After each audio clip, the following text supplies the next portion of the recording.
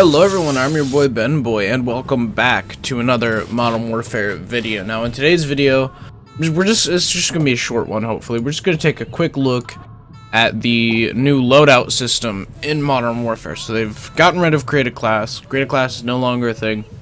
Instead they have these things called loadouts. Now in these loadouts you have a plethora of different guns here.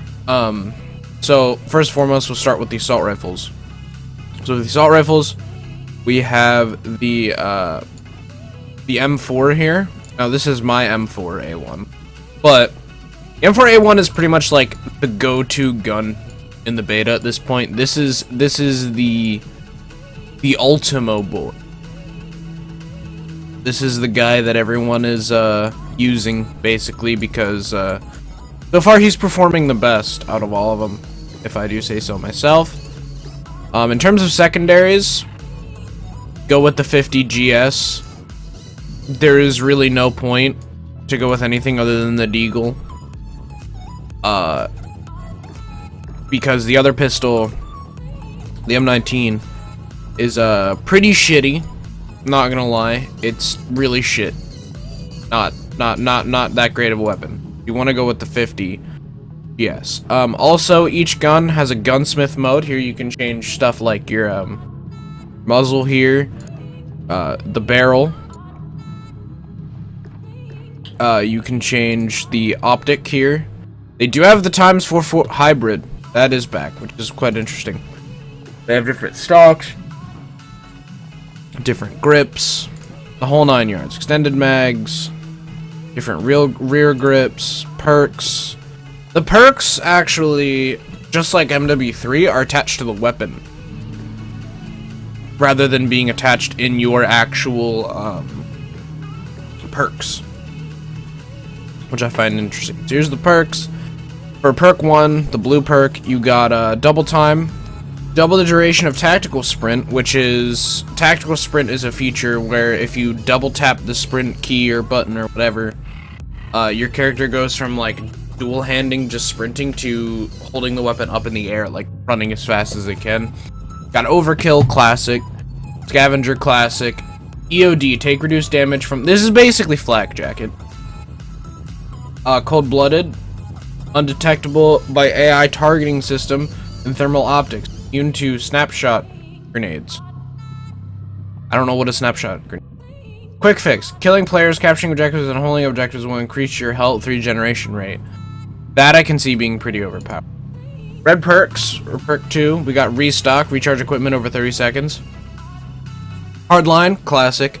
High alert, your vision pulses when enemies outside of your view see you. That was in, I believe, Modern Warfare.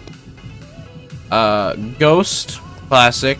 Kill change, skill streaks earned in your current life earn kill credit for other kill streaks. In other words, kill chain is how people are going to be getting nukes, 100%. It's gonna be like MW2, you know, when people fucking chain together, MW2, when people, you know, like chain together like Harrier AC-130 or Harrier chopper gunner AC-130, you know, shit like that.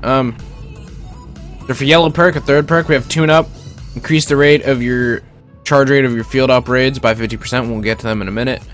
Amped, faster weapon swap and rocket launcher speed. That's like pretty much completely useless.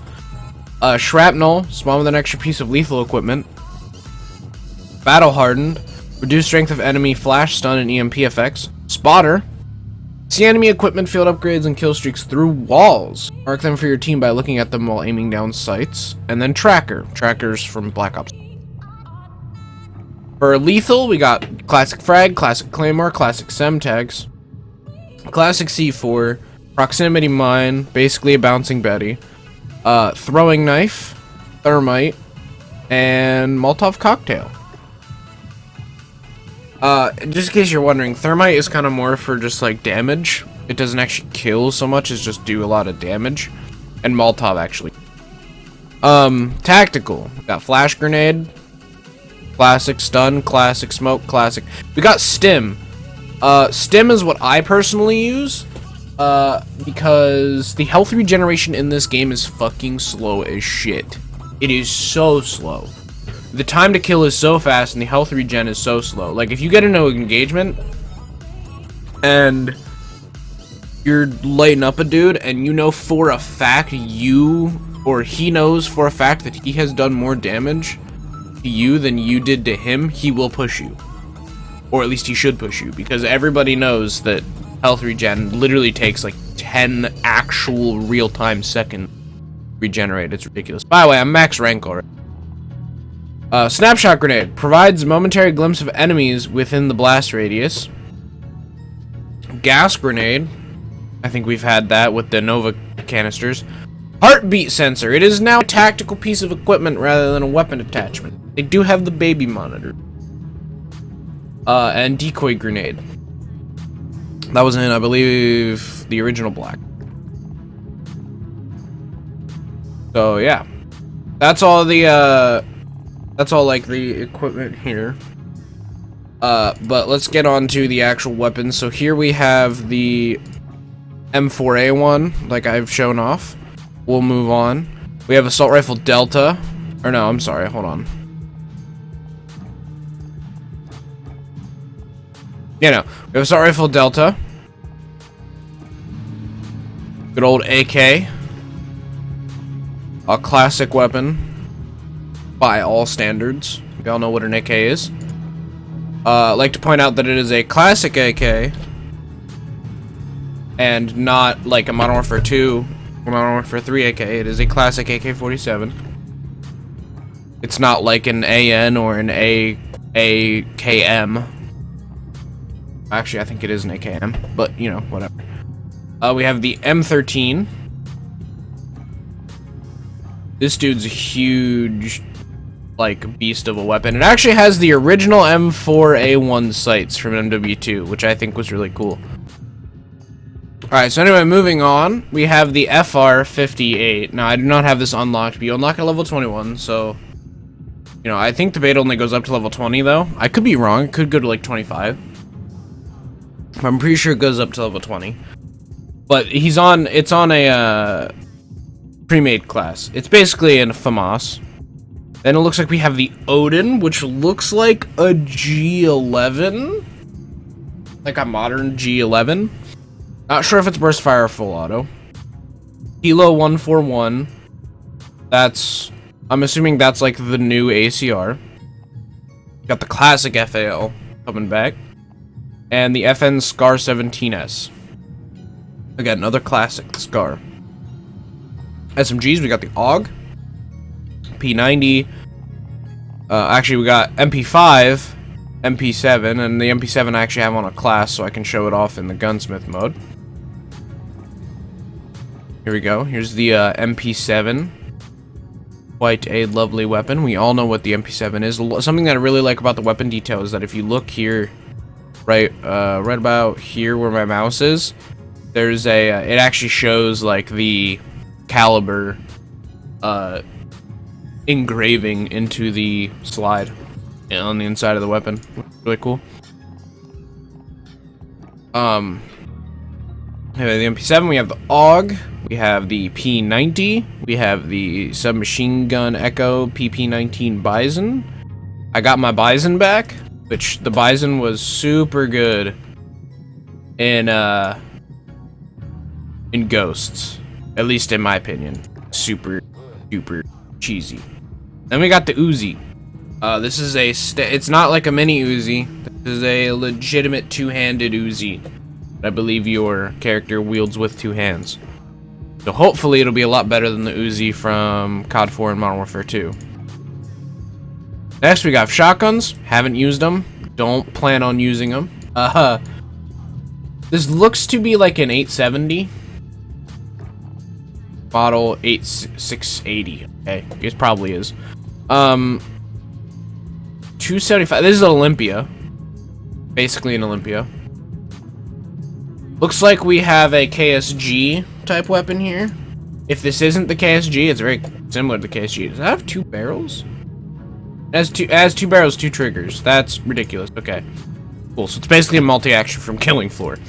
And then we have the Origin 12, which I'm assuming is going to be like Modern Warfare's Brecci. So yes, this game may have a Brecci. It's quite unfortunate.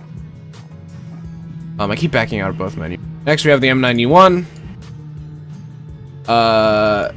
Seems to be your classic, you know, M240 Bravo, M249 Saw type weapon. Probably an M240B. The SA-87,